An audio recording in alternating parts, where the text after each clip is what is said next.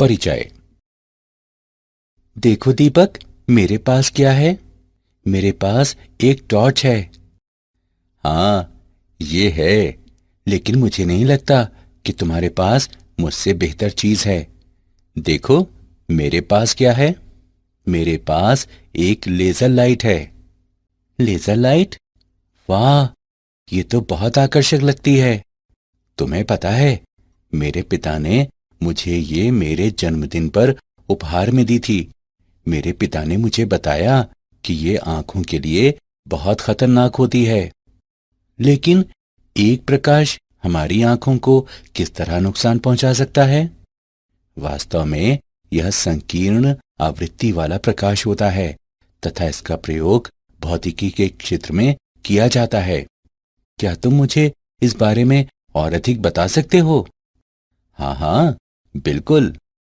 बच्चों, इस पाठ में आप विकिरण तथा द्रव्य की द्वैत प्रकृति के बारे में सीखेंगे। उद्देश्य। इस पाठ के अंत में आप निम्न करने में सक्षम हो जाएंगे: इलेक्ट्रॉन उत्सर्जन का वर्णन करना, प्रकाश वैद्युत प्रभाव का वर्णन करना, प्रकाश के तरंग सिद्धांत पर चर्चा करना, आइंस्टीन के प्रकाश वैद्युत समीकरण को स्पष्ट करना, फोटॉन की ऊर्जा ज्ञात करना, प्रकाश की कणीय प्रकृति का वर्णन करना, द्रव्य की तरंग प्रकृति का वर्णन करना, हेजनबर्ग के सिद्धांत का उल्लेख करना, डेविसन तथा जर्मर के प्रयोग का वर्णन करना।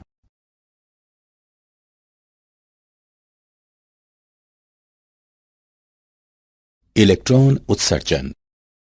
धातुएं कहलाने वाले कुछ ठोसों में बाहरी कक्षाओं में इलेक्ट्रॉन अपने मातृ परमाणु से इतनी शिथिलता पूर्वक बंधे होते हैं कि वे एक परमाणु से अन्य परमाणु में आसानी से जा सकते हैं और ठोस में विचरण कर सकते हैं। ये इलेक्ट्रॉन मुक्त इलेक्ट्रॉन कहलाते हैं क्योंकि ये ठोस के अंदर स्वतंत्र होते हैं। हालांकि ये अपने आप ठोस से बाहर नहीं निकल सकते। ये मुक्त इलेक्ट्रॉन धातु पृष्ठ के भीतर आयनों के आकर्षण और पृष्ठ बलों द्वारा रोक कर रखे जाते हैं। अतः इलेक्ट्रॉनों को धातु पृष्ठ से बाहर निकालने के लिए एक निश्चित न्यूनतम ऊर्जा की आवश्यकता होती है। इलेक्ट्रॉन को धातु पृष्ठ से बाहर उत्सर्जित कराने के लिए आवश्यक ऊर्जा की न्यूनतम मात्रा धातु का कार्यफलन φ0 कहलाती है। धातु पृष्ठ से इलेक्ट्रॉन उत्सर्जन के लिए आवश्यक ये न्यूनतम ऊर्जा कार्यफलन धातु में निम्न में से किसी तरीके से आपूर्ति की जा सकती है: क्षेत्र उत्सर्जन। प्रबल विद्युत क्षेत्र लगाने से इलेक्ट्रॉनों को धातु पृष्ठ से बाहर निकाला जा सकता है। तापायनिक उत्सर्जन। धातु को गर्म करने पर मुक्त इलेक्ट्रॉनों द्वारा पर्याप्त तापीय ऊर्जा प्राप्त की जाती है जिससे वे धातु पृष्ठ के आकर्षण बल से मुक्त हो जाते हैं। प्रकाश विद्युत उत्सर्जन। प्रकाश के रूप में ऊर्जा की आपूर्ति किए जाने पर भी धातु से मुक्त इलेक्ट्रॉन निकाले जा सकते हैं।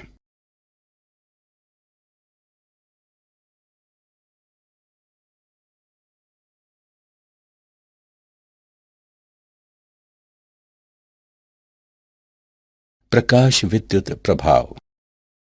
प्रकाश ऊर्जा द्वारा धात्विक पृष्ठ से इलेक्ट्रॉनों का उत्सर्जन प्रकाश विद्युत प्रभाव कहलाता है तथा इस प्रकार उत्सर्जित इलेक्ट्रॉन प्रकाशिक इलेक्ट्रॉन कहलाते हैं।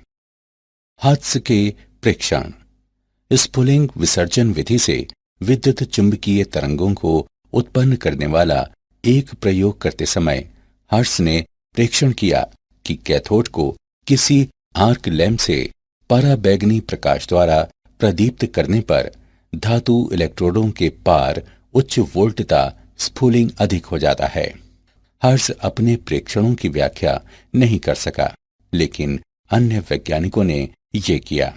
उन्होंने बताया कि धातु की प्लेट से इलेक्ट्रॉनों के उत्सर्जित होने के कारण उच्च आवृत्ति वाले प्रकाश का आपतित होना है। ये प्रकाश विद्युत प्रभाव कहलाया।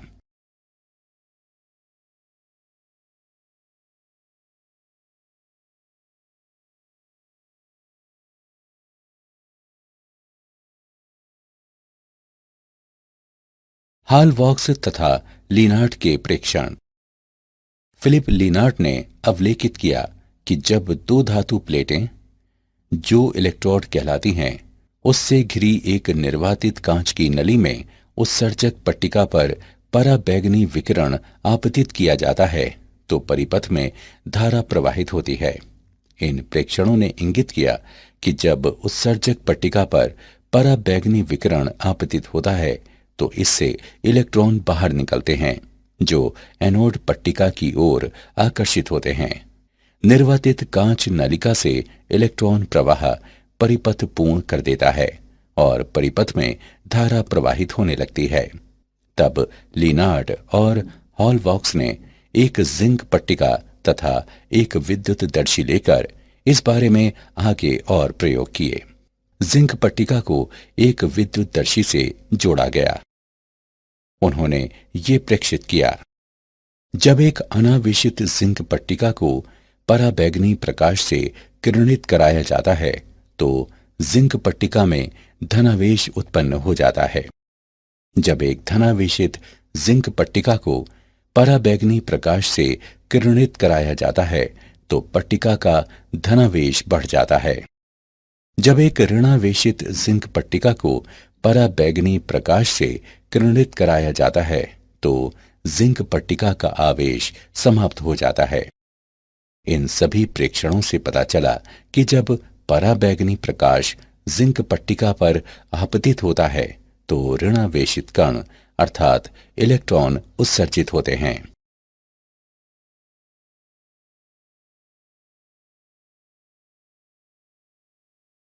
प्रकाश विद्युत प्रभाव का प्रायोगिक अध्ययन। उपकरण एवं परिपथ। नली में दो इलेक्ट्रोड P और Q हैं तथा पाश में क्वार्ट्ज गवाक्ष है, जिससे प्रयोग के समय पराबैंगनी किरणें पार हो जाती हैं। गवाक्ष के सामने विकिरण का एक स्रोत इस तरह उपयुक्त रूप में रखा गया है कि विकिरण Q पर आपतित होता है। P और Q शून्य केंद्र के साथ एक वोल्ट मीटर से जुड़े हैं। आवश्यक वोल्टता प्रदान करने के लिए हम एक उच्च वोल्टता वाली बैटरी B को विभव विभाजक व्यवस्था Mn पर कुंजी K के साथ संयोजित करते हैं। प्रकाश विद्युत धारा पर प्रकाश की तीव्रता का प्रभाव। प्रति सेकंड उत्सर्जित प्रकाशिक इलेक्ट्रॉन आपतित विकिरण की तीव्रता के अनुक्रमानुपाती होते हैं।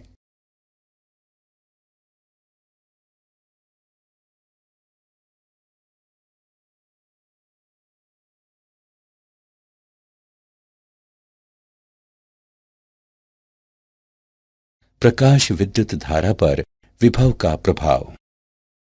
वक्र A आपतित विकिरण की निम्न तीव्रता के लिए और वक्र B आपतित विकिरण की उच्च तीव्रता के लिए है।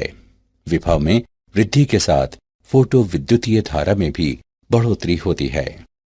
नियत विभव के लिए धारा महत्तम यानी उच्चिष्ट होती है।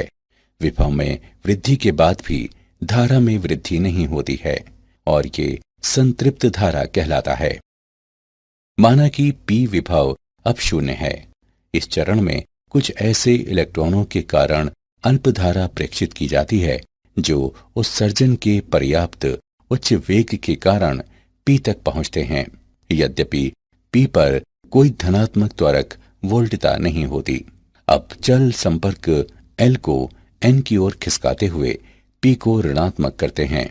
धारा तेजी से गिरती है और -V शून्य विभव के नियतमान पर धारा शून्य हो जाती है तथा प्रकाश विद्युत उत्सर्जन पूर्णतया रुक जाता है। ये वोल्टता V शून्य निरोधी विभव कहलाती है। प्रकाश विद्युत धारा शून्य होती है जब निरोधी विभव अधिकांश ऊर्जित प्रकाशिक इलेक्ट्रॉनों को अधिकतम गतिज ऊर्जा K अधिकतम के साथ प्रतिकर्षित करने के लिए इस प्रकार पर्याप्त होता है कि अधिकतम बराबर ईवी शून्य।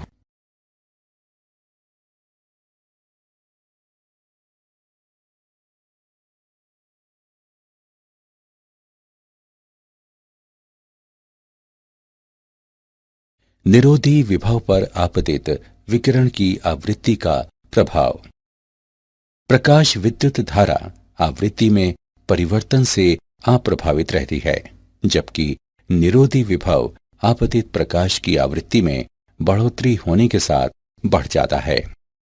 यदि हम आपतित प्रकाश की आवृत्ति यानी V के सापेक्ष निरोधी विभव V शून्य के लिए एक ग्राफ अंकित करें तो ये एक सीधी रेखा के रूप में प्राप्त होता है।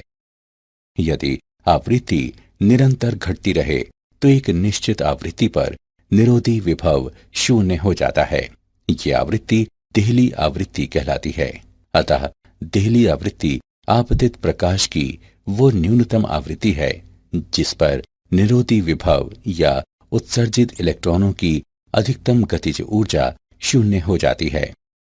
यदि आपतित प्रकाश की आवृत्ति देहली आवृत्ति से कम हो जाए तो प्रकाश विद्युत प्रभाव उत्पन्न नहीं होता है।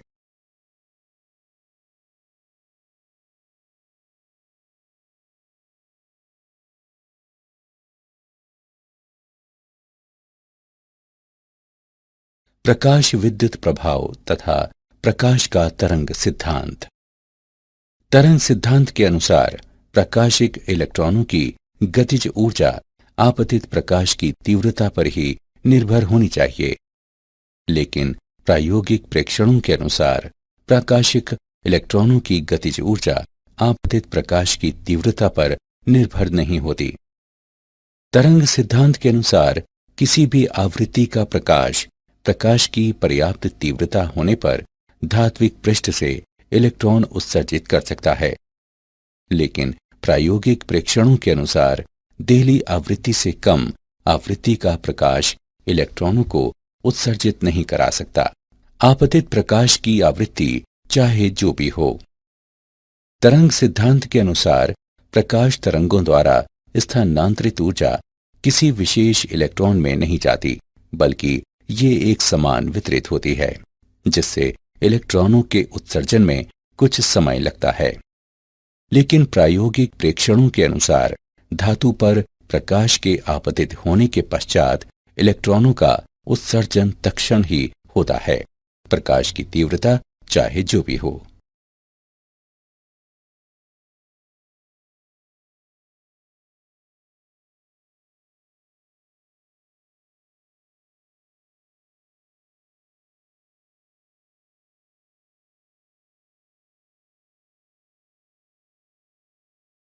आइंस्टीन का प्रकाश विद्युत समीकरण, विकिरण का ऊर्जा क्वांटम।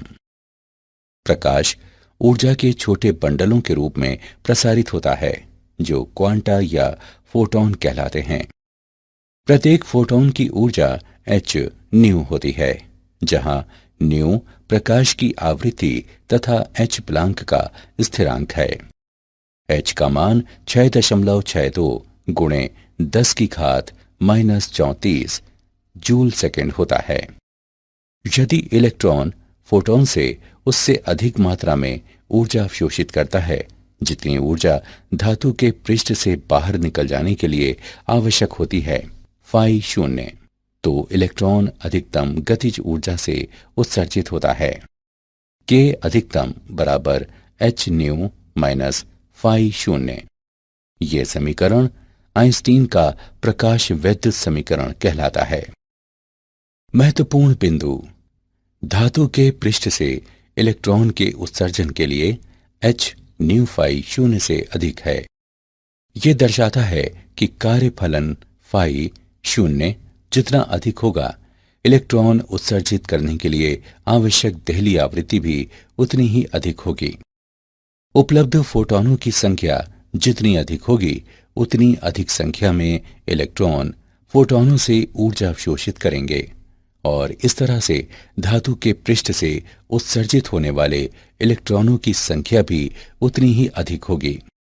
हम जानते हैं कि के अधिकतम बराबर ईवी शून्य और के अधिकतम बराबर एच न्यू माइनस फाई शून्य। इसलिए एच न्यू माइनस फाई शून्य बराबर ई वी शून्य, वी शून्य बराबर एच बटे ई गुणे न्यू माइनस फाई शून्य बटे ई। यदि हम न्यू को एक्स अक्ष पर तथा के अधिकतम को वाई अक्ष पर लेते हुए न्यू और वी शून्य के बीच एक ग्राफ अंकित करें तो ग्राफ एक सीधी रेखा के रूप में होगा, क्योंकि समीकरण y बराबर एम एक्स प्लस सी के रूप में है। रेखा m का ढाल बराबर h बटे ई, जो कि एक सार्वत्रिक नियतांक है।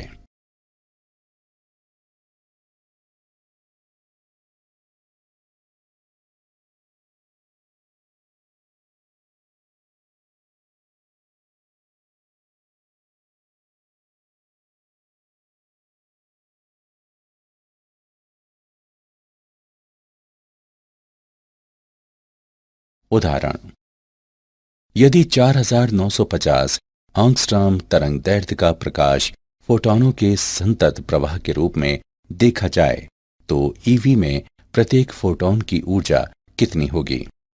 दिया है प्लांक का स्थिरांक h बराबर 6.6 गुणे 10 की घात माइनस 34 जूल प्रति सेकेंड। हल, फोटॉन की ऊर्जा निम्न द्वारा ज्ञात की जा सकती है। E बराबर एच न्यू, E बराबर एच सी बटे लैम्डा, इसे समीकरण 1 माने। C प्रकाश की चाल है जो 3 गुणे 10 की घात 8 मीटर प्रति सेकंड है। समीकरण 1 से E बराबर 6.6 गुणे 10 की घात माइनस 34 गुणे 3 गुणे 10 की घात 8 बटे 4950 गुणे 10 की घात माइनस 10 जूल। हल करने पर हम पाते हैं कि E बराबर 4 गुणे 10 की घात माइनस 19 जूल। इसे EV में व्यक्त किया जा सकता है। E बराबर 4 गुणे 10 की घात माइनस 19 बटे 1.6 गुणे 10 की घात माइनस 19 EV। E बराबर 2.5 EV। प्रकाश की कणीय प्रकृति, फोटॉन। प्रकाश विद्युत प्रभाव आइंस्टीन के प्रकाश के क्वांटम सिद्धांत को समर्थित करता है, जिसके अनुसार द्रव्य से अन्योन्य क्रिया में प्रकाश ऊर्जा के बंडलों की भांति व्यवहार करता है। प्रत्येक बंडल एक फोटॉन कहलाता है। प्रकाश के फोटॉन चित्रण को निम्नानुसार संक्षेपित किया जा सकता है। जब विकिरण द्रव्य से अन्योन्य क्रिया करता है तो ये इस प्रकार व्यवहार करता है जैसे कि ये फोटॉन कहलाने वाले कणों से बना हुआ हो। न्यू आवृत्ति तथा लैम्डा तरंग दैर्ध्य वाले प्रत्येक फोटॉन की ऊर्जा E बराबर एच न्यू बराबर एच सी बटे लैम्डा। फोटॉन का संवेग P बराबर एच न्यू बटे सी बराबर एच बटे लैम्डा, जहां C प्रकाश की चाल है। दी गई आवृत्ति के सभी फोटॉनों की समान ऊर्जा E बराबर एच न्यू होती है। फोटॉन वैद्युतिक रूप से उदासीन होते हैं, इसलिए वे विद्युत तथा चुंबकीय क्षेत्रों द्वारा विक्षेपित नहीं होते। फोटॉन इलेक्ट्रॉन अन्योन्य क्रिया में कुल ऊर्जा एवं कुल संवेग संरक्षित रहते हैं। हालांकि संघट्ट में फोटॉनों की संख्या संरक्षित नहीं की जा सकती, क्योंकि फोटॉन अवशोषित हो सकता है और विभिन्न ऊर्जाओं वाले नए फोटॉन सृजित किए जा सकते हैं, जिससे कुल ऊर्जा नियतांक रह सकती है, जो कि एच न्यू बराबर H new 1 plus H new 2।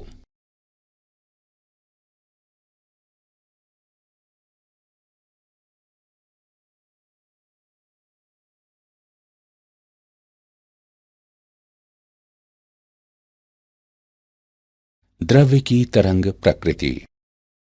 सन 1924 में लुईस दे ब्रॉगली ने प्रस्तावित किया कि पदार्थों के गतिमान कण तरंगों की भांति व्यवहार करते हैं तथा पदार्थों के कणों से संबद्ध तरंग दैर्ध्य को लैम्डा बराबर एच बटे पी बराबर एच बटे एम वी द्वारा व्यक्त किया जा सकता है, जहां पी बराबर एम वी गतिमान कण का रैखिक संवेग है। ये दे ब्रॉगली परिकल्पना कहलाती है। फोटॉन का संवेग है पी बराबर एच बटे लैम्डा। ये देता है तरंग दैर्ध्य लैम्डा बराबर एच बटे पी। इसलिए दे ब्रॉगली ने प्रस्तावित किया दे ब्रॉगली तरंग दैर्ध्य लैम्डा बराबर एच बटे पी बराबर एच बटे एम वी। यदि के द्रव्य कणों की गतिज ऊर्जा है तो संवेग p तथा गतिज ऊर्जा k के बीच संबंध निम्नवत होगा। k बराबर 1/2 mv वर्ग बराबर 1/2 गुणे m गुणे p बटे m वर्ग बराबर p वर्ग बटे 2m या p बराबर 2mk का वर्गमूल। अतः दे ब्रॉगली तरंग दैर्ध्य लैम्डा बराबर एच बटे 2mk का वर्गमूल, ये समीकरण 1 है। यदि v वोल्ट इलेक्ट्रॉन का त्वरक विभव है तो k बराबर ev। समीकरण 1 से लैम्डा बराबर h बटे वर्गमूल 2mev। m, e और h के मानों को प्रतिस्थापित करने पर हम पाते हैं कि लैम्डा बराबर 12.27 बटे v आंगस्ट्रॉम का वर्गमूल।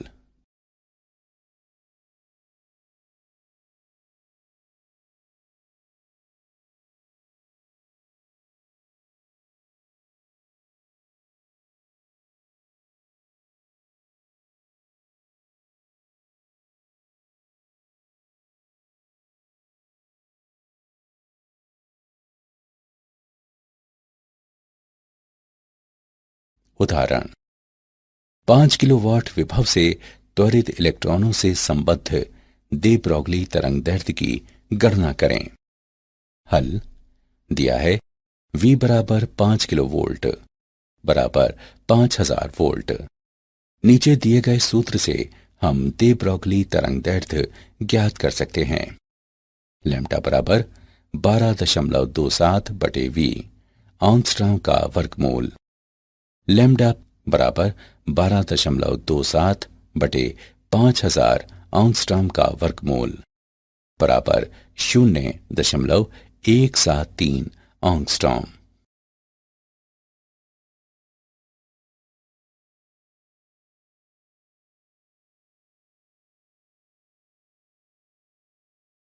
तरंग पैकेट।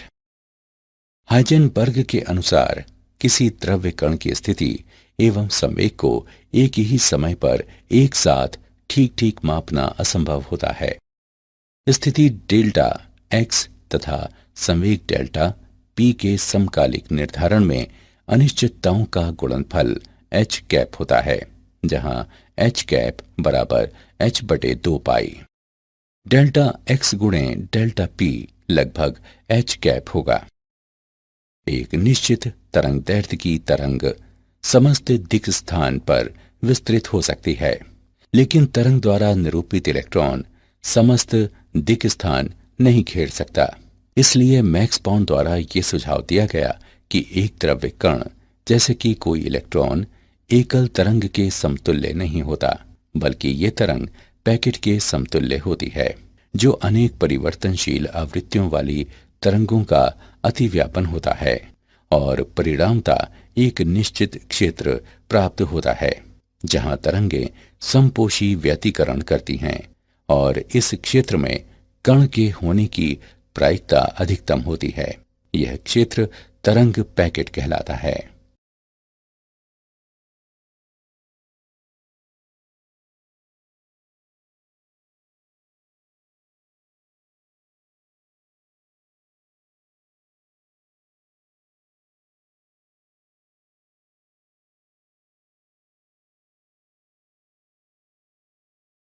डेविसन तथा जर्मर प्रयोग।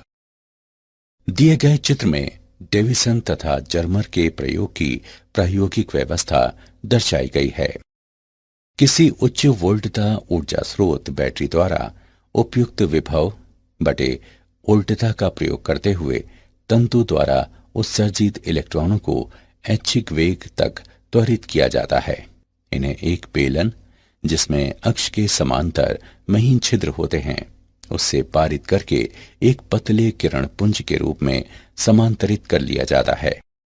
इस पुंज को निकिल क्रिस्टल के पृष्ठ पर डाला जाता है, जो लक्ष्य टी कहलाता है, जो आपतित पुंज दिशा के समांतर एक अक्ष पर घूम सकता है।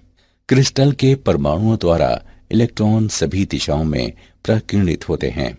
किसी दिशा विशेष में प्रकीर्णित इलेक्ट्रॉन पुंज की तीव्रता को फैराडे सिलेंडर से मापा जाता है, जो संग्राहक सी कहलाता है।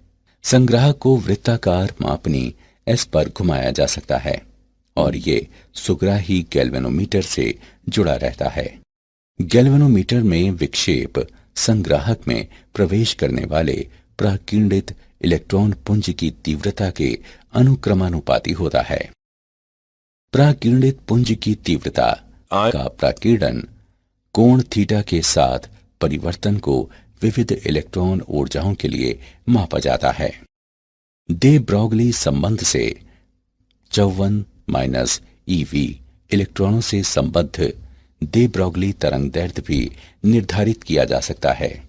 इसके लिए इलेक्ट्रॉनों को 54V के विभवांतर से त्वरित कराया जाता है।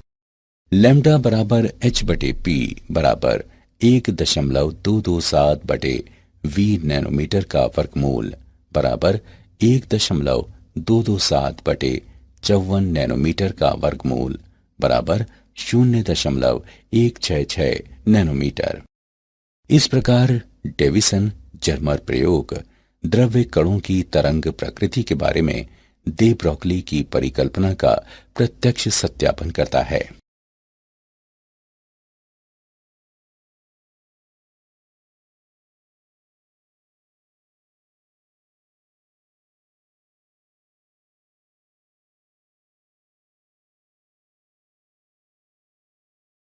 क्या आप जानते हैं 1905 में अल्बर्ट आइंस्टीन नामक जर्मन मूल के भौतिक विज्ञानी ने प्रकाश वैद्युत प्रभाव का विवेचन किया। 1924 में लुई दे ब्रॉगली ने तरंग कण द्वैत प्रकृति पर अपना सिद्धांत प्रस्तुत किया।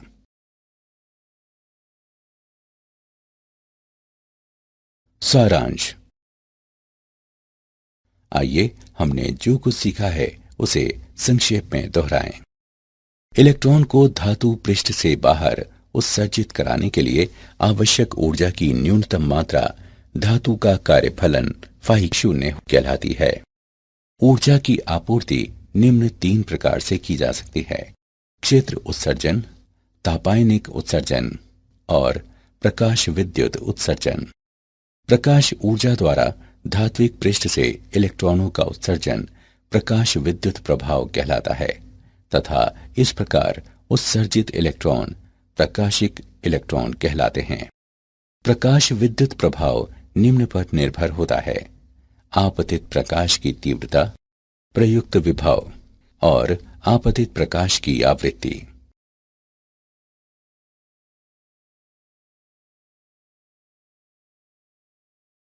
आइंस्टीन का प्रकाश विद्युत समीकरण K अधिकतम बराबर h न्यू माइनस फाई 0, जहां K अधिकतम गतिज ऊर्जा है, न्यू प्रकाश की आवृत्ति है, फाई 0 धात्विक पृष्ठ का कार्यफलन है।